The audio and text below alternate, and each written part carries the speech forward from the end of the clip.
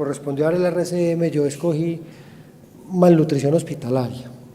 Me disculpan, acabo de darme cuenta que el título aquí está equivocado, es malnutrición hospitalaria. Entonces es muy importante para que seamos capaces de entender de qué vamos a hablar, que nosotros definamos estos 4 términos, que es la respuesta al estrés, que son lo que nosotros llamamos la respuesta al estrés, la fase de flujo y algo que yo defino como la fase de no reflujo o no perfusión, cómo son los cambios hormonales y metabólicos y cuál es el efecto del estrés en el gasto energético basal del paciente.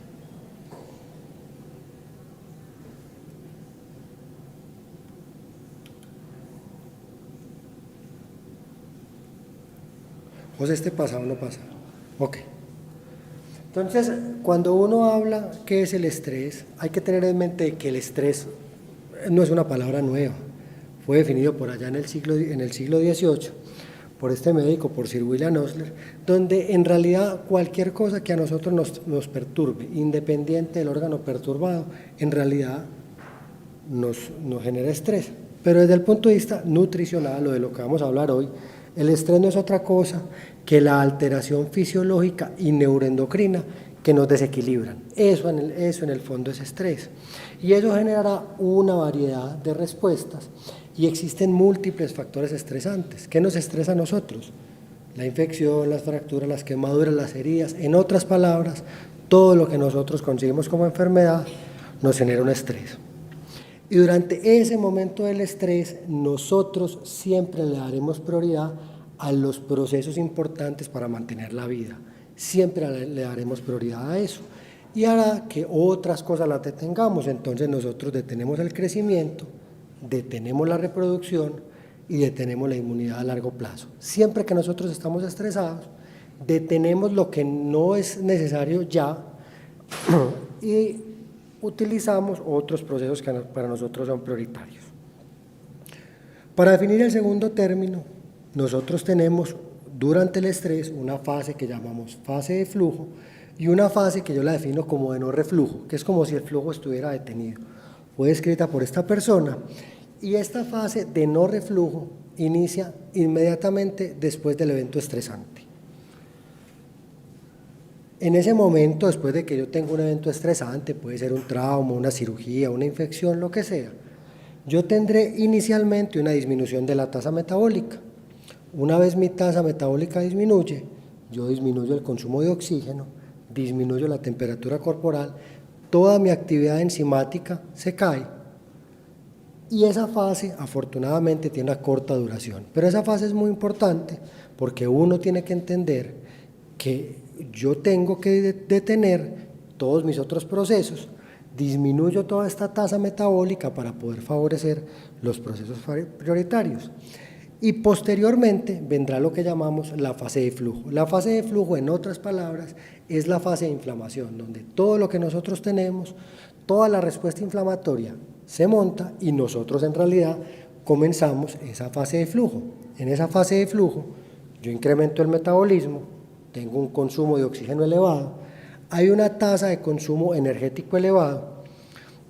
Ese es el momento donde yo empiezo a tener un balance negativo de nitrógeno. En otras palabras, las proteínas que me suministran o que yo soy capaz de consumir son insuficientes para mantener mis procesos vitales y yo empezaría a comerme de alguna forma mis órganos. Aumentar la tasa de proteólisis, empezaría a oxidar aminoácidos y empezará a hacer gluconeogénesis. Esta fase es la fase de mayor relevancia clínica y esta es la fase donde nosotros nos preocupamos eventualmente por mantener una nutrición adecuada para los pacientes y esa es la fase de mayor duración. Se dice en la literatura que tiene 2 complicaciones, que se van a dar cuenta que no son complicaciones, sino que son opciones de supervivencia. Una es la hiperglicemia y lo segundo es la resistencia a la insulina. Esta fase, si a mí no me ocurre nada anormal, inicia entre el día 3, los primeros 2 o 3 días, usualmente yo estoy en ese momento, digamos, de no reflujo, y se va hasta el día 10, donde si yo no tengo ningún evento estresante nuevo, yo debo comenzar con la reparación. Entonces, durante ese momento yo tengo que activar unas hormonas, que usualmente son las hormonas que llamamos hormonas de vuelo o pelea. Son todas nuestras hormonas contrarreguladoras que son las responsables de permitirnos a nosotros defendernos o si estuviéramos en otra situación, huir. ¿Cuáles son esas hormonas? Glucagón, cortisol y catecolaminas, en especial estas dos, epinefrina y norepinefrina. Esto permite, como lo vamos a ver enseguida, que yo me coma todos los macronutrientes que tengo en los depósitos. Entonces yo con el glucagón produzco glucosa. ¿Cómo la produzco? Por glucogenólisis hepática. El cortisol me permitirá hacer nuevamente gluconeogénesis, sacar los ácidos grasos, disminuir la síntesis proteica y empezarme a comer el músculo esquelético. Eso lo hacemos todos en la fase inicial. Y posteriormente al mismo tiempo vendrán las catecolaminas, donde yo incremento la tasa metabólica, estimulo nuevamente la producción de glucosa, lo hago tanto a nivel hepático como muscular, libero ácidos grasos libres y empiezo a secretar glucagón pancreático.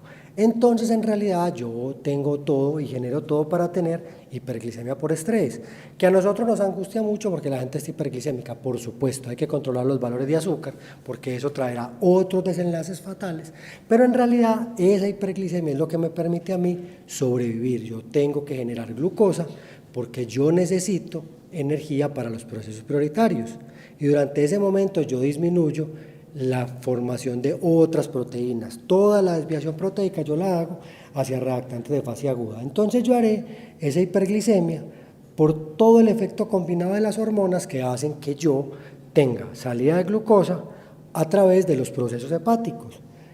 Y además tengo resistencia a la insulina. Yo tengo que tener durante este momento resistencia a la insulina. ¿Por qué? Si yo no tengo resistencia a la insulina, primero, no voy a hacer hiperglicemia, primera cosa, y yo necesito glucosa. Y segundo, si yo no tengo resistencia a la insulina, ese aumento de la insulina que tengo durante esta fase de hiperglicemia va a hacer que yo no tenga el proceso catabólico, sino que yo entre en un proceso anabólico. Entonces yo necesito tener resistencia a la insulina. Esa hiperglicemia y esa resistencia a la insulina es lo que nos permite a nosotros sobrevivir. Nosotros sobrevivimos cuando tenemos un trauma por esto, por la hiperglicemia y por la resistencia a la insulina. Eso nos trae unas consecuencias. Primero, necesitamos mayor gasto energético basal. Si vemos los pacientes con falla cardíaca aún sin estar descompensados, que de alguna forma están inflamados y estresados, ellos tienen una tasa metabólica en reposo un 18% mayor. Si vemos los pacientes con EPOC, ellos tienen un incremento, cada vez que van este REE no es otra cosa que el gasto energético basal, ellos tienen un incremento en el gasto energético o en la tasa energética basal para la masa libre de grasa. Y si ven pacientes críticos, los pacientes críticos tienen un aumento del 55% en la tasa energética basal. Entonces yo tengo todas estas cosas y yo tengo pacientes hospitalizados, lo cierto del caso es que yo tengo el factor de riesgo para que mis pacientes tengan malnutrición. Y siempre que yo tenga un paciente malnutrido, yo tendré en hospitalización mayor riesgo de muerte, mayor estancia hospitalaria y un incremento en los costos de hospitalización. Si lo tengo en UCI, yo ya sé que eso está favorecido por un estado proinflamatorio. Puede que muchos de los efectos estén magnificados por los tratamientos y por las otras intervenciones, y yo ya sé en este contexto, al igual que en hospitalización, que el perfil bioquímico es un pésimo marcador del estado nutricional, y eso hay que tenerlo en mente porque uno usualmente no hace exámenes de albúmina, prealbúmina, otras cosas para hacer diagnóstico de malnutrición aguda. Entonces nos queda solamente la posibilidad de hacer tamización nutricional. Y aquí quiero hacer dos claridades, y es que cuando yo hablo de tamización nutricional, yo estoy hablando de riesgo. Cuando yo tengo una prueba para hacer tamización, yo estoy evaluando cuál es el riesgo de esa persona de estar malnutrida. Yo no le estoy haciendo diagnóstico, que es algo que nosotros confundimos de forma frecuente, a diferencia de la evaluación nutricional, donde yo soy capaz de dar un diagnóstico. ¿Por qué les digo que es importante? Porque los problemas que tenemos hoy para que nosotros hablemos de malnutrición es que utiliza esas herramientas de tamización que nosotros las utilizamos de forma incorrecta para hacer diagnóstico nutricional. Y ya les dije que la tamización solamente me dice que un paciente está en riesgo. Tienen varios problemas. Primero, si yo lo estoy utilizando para algo que es incorrecto, de entrada tiene un sesgo de mala clasificación. Y con estas herramientas de tamización yo evalúo si la malnutrición tiene malos desenlaces clínicos. Segundo, el diagnóstico de malnutrición lo estamos haciendo a través de herramientas de tamización, entonces la validez de todos esos estudios de alguna forma es incierta. Eso ha hecho que vengamos dándonos a la tarea de empezar a buscar qué cosas nos permiten a nosotros evaluar el riesgo, y eso es muy importante. En este metaanálisis o en esta revisión sistemática, no nos vamos a detener mucho, evaluaron cuáles eran los estudios de tamización y evaluación nutricional que realizados en las primeras 48 horas eran capaces de predecir mortalidad, estancia, posibilidad de infecciones, y se excluyeron todos los estudios que tuvieran marcadores bioquímicos. Ya les dije que los marcadores bioquímicos no sirven, y medidas antropométricas, que también les digo de una vez, las medidas antropométricas son malas para hacer el diagnóstico de malnutrición aguda. Se evaluaron estos que ven acá, como tamización NRS 2002 y MUST, y estudios de evaluación como valoración global subjetiva y el Mini Nutritional Assessment. De una vez les digo, nosotros en la clínica utilizamos una herramienta de tamización que, aunque es imperfecta, es supremamente útil por su sencillez, ¿cierto? Que la llamamos Ferguson. Y fíjense lo que ellos encontraron: prevalencias de malnutrición entre el 37 y el 78%. En otras palabras, las poblaciones son muy heterogéneas, no somos capaces de evaluar. Si vemos pacientes ancianos, la prevalencia de malnutrición es del 30%, si son pacientes para cirugía cardíaca, entre el 5 y el 20%, pacientes de trasplante de órganos sólidos hasta un 50%, y si los pacientes tienen falla renal aguda hasta un 82%. Entonces, primera cosa importante, yo tengo daño crónico de algún órgano, o si tengo una falla renal aguda, de entrada mi probabilidad de malnutrición está terriblemente alta. En cuanto a valoración global subjetiva, somos capaces de decir hoy que no hay relación con mortalidad, no hay relación con tiempo de cicatrización de heridas y no hay relación con la probabilidad de trasplante. Solamente es capaz de decirnos que hay mayor tiempo de hospitalización durante la estancia en cuidado intensivo, mayor riesgo de infección y mayor riesgo de reingreso, muy importante ese riesgo de reingreso, con un odds de 2 veces más probabilidad de reingresar si yo estuve malnutrido, y ese riesgo, ese diagnóstico me lo hicieron por valoración global subjetiva.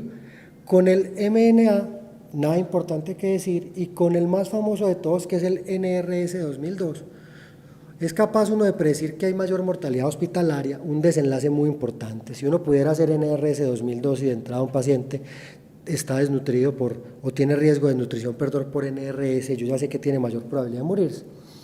Mayor porcentaje de pacientes dados a hogares de paso, no a su casa, pero no hay relación con ninguna de las otras cosas.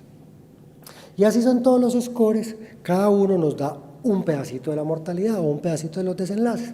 Entonces yo no soy capaz de decir que yo tengo que tener un score para cada uno, y eso estamos hablando, yo no soy capaz de decir que un score es capaz de predecirme toda la probabilidad de tener malos desenlaces en el paciente hospitalizado.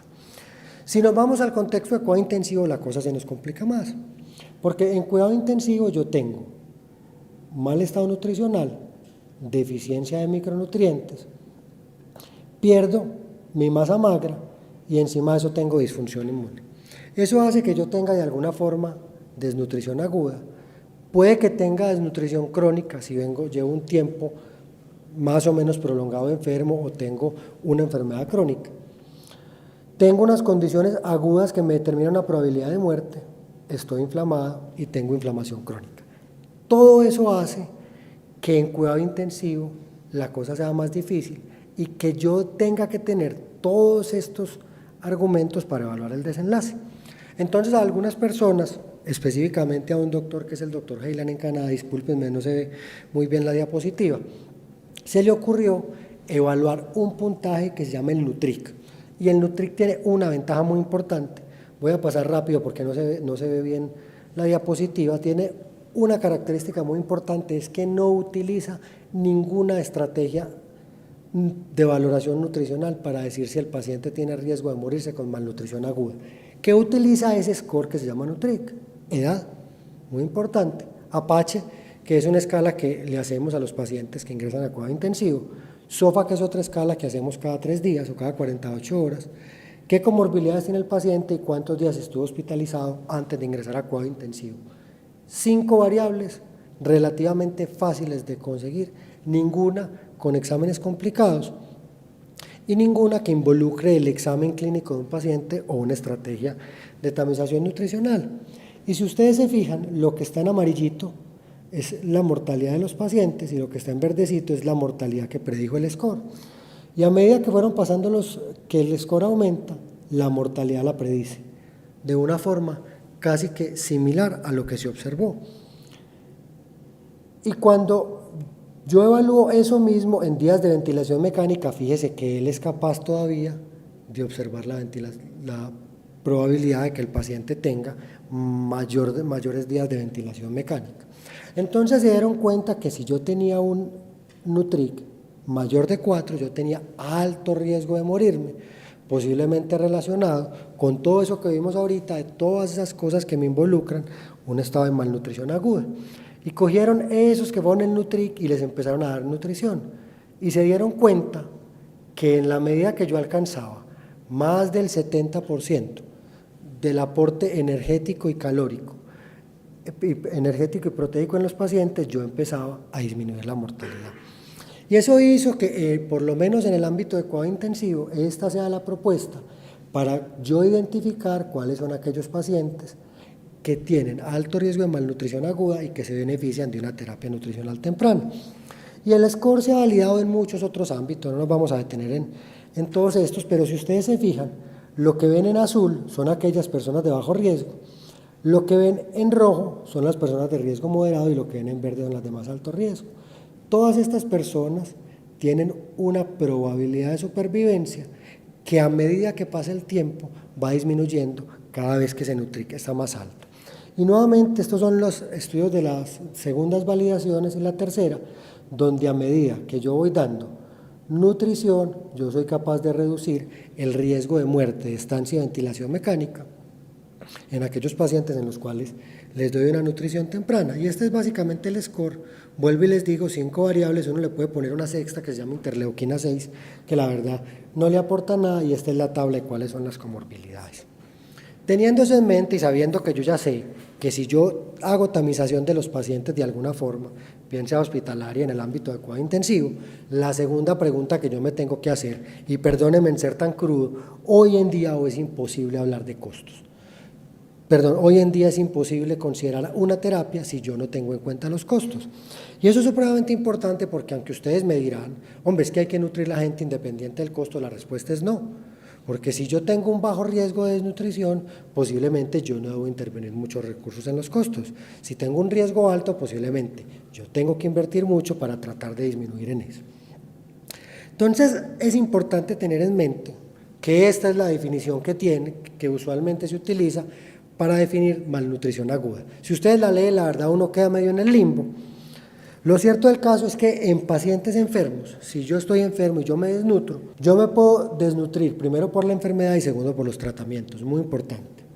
Pero si yo estoy en enfermedad y estoy desnutrido, la enfermedad me incrementa el riesgo de desnutrición, la desnutrición me condiciona una peor evolución clínica y eso es mucho más importante en el paciente hospitalizado. Entonces algunas personas o algunas sociedades que son un poquitico más ordenadas que nosotros han intentado evaluar cuáles son en realidad los costos de la enfermedad y su tratamiento cuando yo estoy desnutrido, que en realidad es el punto más importante. Este es el estudio de los españoles, año 2018, 15 estudios. La tamización la hicieron con estos puntajes. Encontraron una prevalencia de enfermedad entre el 24 y el 53%, y fíjense qué cosas tan importantes. En Croacia, que Croacia es un país que tiene un PIB menor que el de nosotros, se les aumentó el costo en 100 millones de euros. Si ustedes van y miran los Países Bajos donde de entrada la probabilidad que yo esté malnutrido previo a una hospitalización, si en los Países Bajos es bajita, se les aumentó el costo en 1.9 billones. Si miramos España, 1.143 millones de euros, la estancia hospitalaria aumentó hasta 10 días y tuvieron que utilizar mayores antibióticos. ¿Qué otras cosas encontraron? Mayor probabilidad de complicaciones, mayor número de altas no hacia la casa, sino que hacia hogares de paso, lo que aumenta el costo de la atención en salud, en especial para estos países que el sistema de salud es un sistema de salud público, no privado como es el nuestro. Hay mayor utilización de cuidados ambulatorios y domiciliarios, hay mayor reingresos y hay mayor probabilidad de muerte. Hay otros donde, ya evaluando específicamente costos de qué tengo que hacer yo para nutrir los pacientes, 16 estudios, toda población mayor de 65 años, y evaluaron darle suplementos nutricionales orales y la nutrición enteral. Eso fue lo que evaluaron, cuáles eran los costos de eso. Duración de la intervención, 6 semanas a 6 meses, y ¿qué encontraron? Reducción de la infección con las dos cosas, con las nutriciones orales y con los suplementos y con la nutrición enteral. Mejoría en la calidad de vida, reducción de complicaciones. El problema es que no fueron capaces de demostrar que esta estrategia de forma global fuera costo benéfica y que yo lograra ahorrar dinero. Eso hizo que, por ejemplo, los españoles intentaran evaluar qué pasaba en los pacientes hospitalizados. Ellos hicieron un estudio de observación transversal y multicéntrico, NRS 2002, al ingreso al alta, mayores de 18 años, y excluyeron a esos pacientes.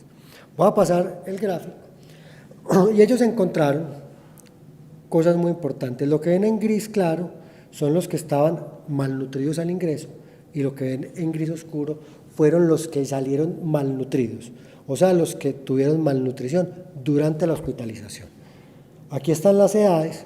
Vamos a detenernos en este grupo por encima de los 55 años, que es la gente que más se hospitaliza. Los que se hospitalizan antes de los 55 años, usualmente relacionado a trauma o a cirugías con hospitalizaciones de corta duración. Y fíjense que el hecho de que yo me malnutra de forma aguda durante el hospital es similar a la probabilidad que yo tengo de llegar malnutrido. En otras palabras, si yo llego bien nutrido, la probabilidad que tengo de malnutrirme es del 15%, si estoy entre los 55 y 64 años, que por ejemplo es el 60% de la población de esta clínica. Pero si yo me voy a aquellos mayores de 75 años, la probabilidad de tener malnutrición durante la hospitalización es mayor. Eso también tienen algunas diferencias entre los sexos, siendo más probable que se malnutran las mujeres. También hay una diferencia grande en ese límite de edad de 70 años. Es diferente también si yo ingreso de emergencia o si ingreso para una cirugía electiva. Y también es muy importante si la condición por la cual me hospitalizan es médica. ¿Por qué les digo eso? Porque también más de la mitad de la población que tenemos en los hospitales se hospitalizan por causas médicas, no por causas quirúrgicas. El que viene planeado para una cirugía se va a las 48 horas para la casa. El que queda con todo el riesgo de malnutrición durante la hospitalización es aquel paciente médico. Y si ustedes se ponen a mirar de alguna forma cada una de las cosas de la edad, el peso, la talla, el índice de masa corporal, también se altera en aquellos pacientes que presentan malnutrición al ingreso y durante la hospitalización. Ahora bien, si yo me pongo a mirar cuáles son los pacientes de mayor costo, es esta barra negra. Esta barra negra son aquellos pacientes que se malnutren durante la hospitalización. Entonces yo llego bien nutrido y me malnutro durante la hospitalización, yo empiezo a tener un sobrecosto de 12.000 euros, comparado con el que no tiene nada, que cuesta 6.000 euros al sistema. Ese hecho, que uno lo ve muy crudo porque estamos hablando de plata, es un hecho real. En aquellos pacientes en los cuales nosotros no hacemos intervenciones tempranas para tratar de disminuir el riesgo de malnutrición, al final nos costará más.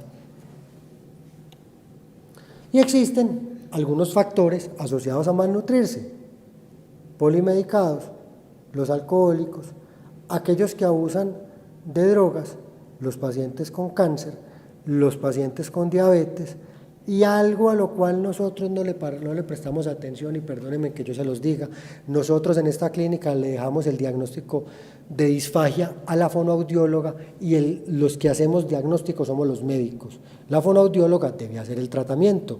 Es responsabilidad de los médicos definir si un paciente tiene disfagia y amerita la intervención por otro personal. Pero la disfagia es otro de los factores de riesgo que hacen que yo tenga mayor riesgo de malnutrición. Y finalmente venimos a Colombia. Y si ustedes se fijan, esto es lo que existe en países latinoamericanos. Infortunadamente no tenemos más, o yo no encontré por lo menos más en la literatura, 2017. Los que más estudios tienen son los brasileros.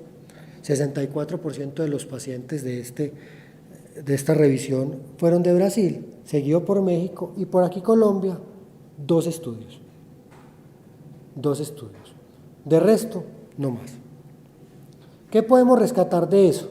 Estos son los estudios de Colombia, 2007 y 2017, 138 pacientes y 227 pacientes. La evaluación de la malnutrición la hicieron con valoración global subjetiva y encontramos que en Colombia hay una prevalencia de malnutrición por este score del 70%.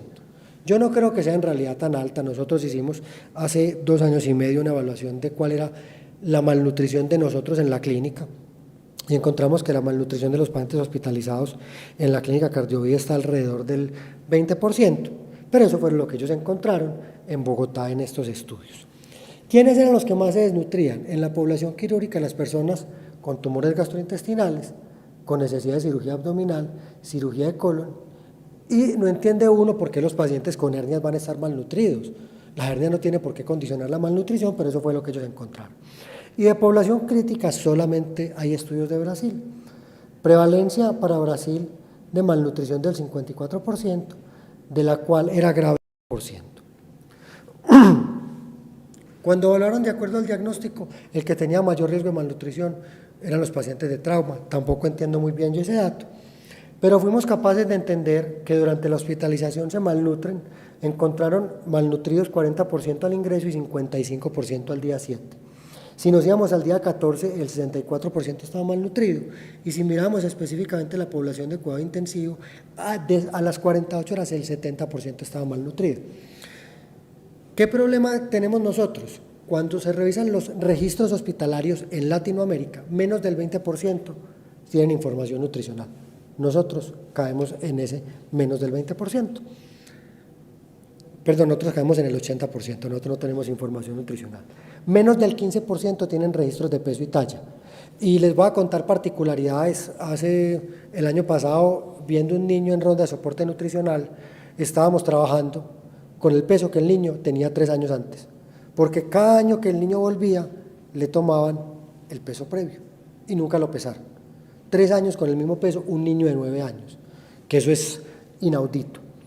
Y sabemos que solo el 14% de los pacientes malnutridos se les registra ese diagnóstico. Entonces, si yo voy a hacer, digamos, la búsqueda en las historias por diagnóstico por CIE-10, solamente voy a encontrar el 14% de los pacientes si yo vivo en Latinoamérica.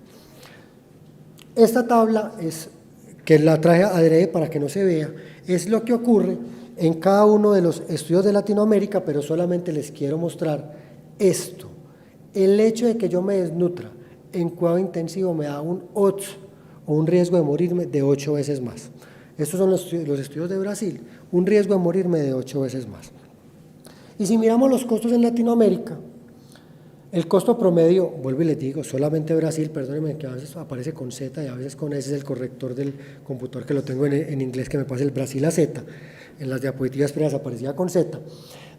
El costo promedio fue 61 veces más elevado en pacientes malnutridos. Y si ese paciente hace una infección respiratoria, el aumento del costo es del 309%. En otras palabras, si yo me malnutro y me complico relacionado con la malnutrición, tengo mayor probabilidad de enfermarme y, por supuesto, cuesto más, lo cual es importante. No crean que hablar de costo no es importante. Entonces, nosotros tenemos un reto y es hablar de lo que es nutrición energético-proteica. ¿Por qué les digo también que eso es importante? Primero, porque si yo logro eso, yo tengo mejoría de la supervivencia en UCI. Eso es muy importante. Y en realidad uno se tiene que sentar a reflexionar si el estado nutricional es un factor limitante en los desenlaces clínicos. A corto o a largo plazo creo que ya tenemos información previa que nos dice que sí es importante. El problema es que nosotros calculamos la energía de acuerdo al peso. Entonces aquí dicen, llegó Juan David Uribe, se hospitalizó, Juan David Uribe pesa 78 kilos, entonces van a decir, a mí me van a dar 25 calorías por kilo y pico y chao. Y las proteínas me las calculan al segundo o al tercer día de forma separada, de acuerdo a cómo esté, no se toma en el cálculo inicial. Cuando yo utilizo proteínas, yo puedo influenciar el desenlace a corto plazo, mejorando la inmunidad, o a largo plazo mejorando la función física. Esos son 2 datos que nosotros no tenemos en mente. Inclusive los médicos, cada vez que vemos que un paciente no come, llamamos a la nutricionista pensando en que le ponga suplementos de cualquier lata. Y en realidad uno no se preocupa por las proteínas. Entonces, en el fondo, yo debo proveer energía porque eso es fundamental para el soporte vital. Yo debo dar proteína para mantener la estructura y la función. Y yo debo buscar un aporte energético y un aporte proteico. El éxito está que yo sea capaz de determinar por cada persona cuánto necesita de calorías y cuánto necesita de proteínas. Con eso yo logro tener un efecto sinérgico para mejorar el estado nutricional de los pacientes. El problema es que cuando hoy nos sentamos a mirar los estudios en cuidado intensivo, que es un ambiente controlado, donde yo soy capaz de evidenciar cuánto le estoy aportando al paciente, en el mejor de los casos yo entrego el 60% de las calorías y en el mejor de los casos entrego el 56% de las proteínas. Entonces eso hace que en el fondo, cada día que pase, yo pierdo proteínas. Me encantaría, mejor dicho, la próxima charla que me toque dar vamos a hablar un poquito de deuda calórica para que entendamos bien de qué se trata esta gráfica, pero lo cierto del caso es que si yo no alcanzo el aporte proteico, por más calorías que me den, yo nunca voy a entrar en un estado anabólico, yo necesito las dos cosas para poder mantener la inmunidad y la función física. Y para eso yo tengo que entender en qué fase de la enfermedad estoy. Cuando yo estoy en la fase aguda, yo utilizo energía endógena y no utilizo energía exógena. Por eso es que a veces ustedes ven que yo al tercer día o nosotros al tercer día apenas estamos comenzando la nutrición, porque en ese momento, así nosotros no queramos, el paciente se come a sí mismo. Y lo que yo le ponga no lo aprovecho. Yo tengo que empezar a identificar cuando estoy en esa fase subaguda y en esa fase posaguda, y eso también hay que hacerlo desde el punto de vista hospitalario. En cuidado intensivo nos hemos vuelto muy hábiles para entender eso, en el ámbito hospitalario no. Lo cierto del caso es que yo tengo que entender cuándo entro en ese estado hipermetabólico y cuándo tengo resistencia a la insulina, que en realidad es una resistencia anabólica. ¿Por qué tengo que entender eso? Porque si yo no entiendo eso, yo me mantendré todo el tiempo quebrando mis aminoácidos para poder tener glucosa, para poder vivir. Yo tengo que entender el momento clínico del paciente para ser capaz de hacer eso. Y esto es una cosa muy sencilla, donde yo miro cuál es la producción de glucosa de acuerdo al momento donde yo esté. Y al final, si a mí me ponen glucosa, que es la barrita negra, yo no logro abortar del todo la producción de glucosa. Así a mí me den comida durante la primera fase, yo genero glucosa comiéndome a mí mismo. Voy a pasar acá porque es prácticamente lo mismo. Entonces uno empieza a pensar si definitivamente nosotros deberíamos identificar la malnutrición como un factor para otras cosas. Desde el punto de vista de rehospitalizaciones hay 15 estudios, 6 estudios reportan que se asocia con rehospitalización, 9 no son capaces de corroborar la asociación, todos son estudios de observación, mucha heterogeneidad y criterios de diagnóstico diferentes. Aquí está la doctora Adriana, Mónica, veo que se me embolató, pero una cosa que por ejemplo nosotros no miramos, y también me incluyo yo que miro los reingresos de la UCI, es mirar cuántos de esos pacientes, por ejemplo, tenían un Ferguson con un riesgo nutricional alto. Yo tampoco lo hago, soy consciente que no lo hago. Evaluando qué pasa a los 30 días del alta, 11 estudios, reducción de un 30% de las rehospitalizaciones, pero no hay información suficiente para definir si disminuye las rehospitalizaciones. Y para evaluar la costo-efectividad, hay 16 estudios, los estudios tienen de viejos 16 años, y lo que se evaluó era 5 días de dieta oral especializada. Dieta oral especializada no son latas, es que la nutricionista se sienta y diseña un plan nutricional para la persona X. Con preparación proteica, a veces dieron glutamina oral ya no lo damos, las comidas enriquecían o lo compararon con 2 suplementos por día. ¿Qué encontramos al final? La terapia nutricional salva el costo. Primera cosa, yo al final incremento la efectividad del costo y disminuyo el costo total consumido, con un retorno sobre la inversión de $56. En otras palabras, por cada $1 que yo invierto en mejorar la nutrición de un paciente durante la hospitalización, me ahorro $52.63. Por cada $1 que invierto en eso, al final, en hospitalización, infecciones, antibióticos, mortalidad y rehospitalizaciones, El retorno que yo tengo de esa inversión son $52.63. Entonces, en el fondo, eso me da un salvamento del costo, aunque esa evidencia es limitada, es lo mejor que tenemos. Ahora bien, también existen algunas otras cosas donde hemos intentado evaluar, los cuales 2 estudios son los alemanes, que ustedes saben que los alemanes usualmente son organizados para muchas cosas. No puedo decir más cosas en público porque me regañan, porque por allí me están filmando, pero sabemos que para ellos salva el costo en pacientes comunitarios con riesgo de malnutrición.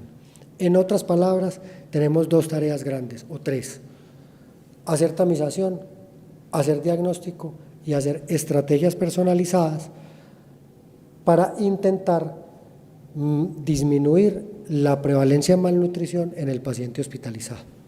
Si tiene alguna pregunta. Muy bien, muchas gracias.